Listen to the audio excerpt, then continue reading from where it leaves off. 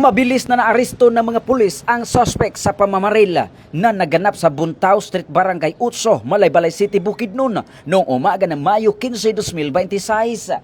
Bandang alas 10:12 ng umaga nang makatanggap ng report ang pulisya hinggil sa insidente ng pamamaril. Sugatan sa insidente ang isang 74 anyos na negosyante at isang 25 anyos na security guard. Gayunman, idineklarang dead on arrival sa doktora ang nakatatandang negosyanteng biktima matapos magtamo ng tama ng bala sa ulo at iba pang bahagi ng katawan.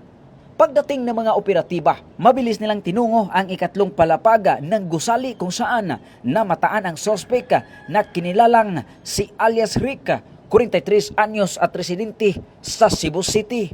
Agad itong naaresto at na-recover mula sa kanya ang isang armscore caliber 45 pistol na pinaniniwalaang ginamit sa krimen. Batay sa paunang investigasyon, naway umano sa pamamaril ang pagtatalo kaugnay ng sigalot sa lupa sa loob ng hardware establishment at tahanan ng biktima. Kasalukuyang nasa kustodiya na ng Malaybalay City Police Station si alias Rica habang inihanda ang kasong murder at frustrated murder laban sa kanya.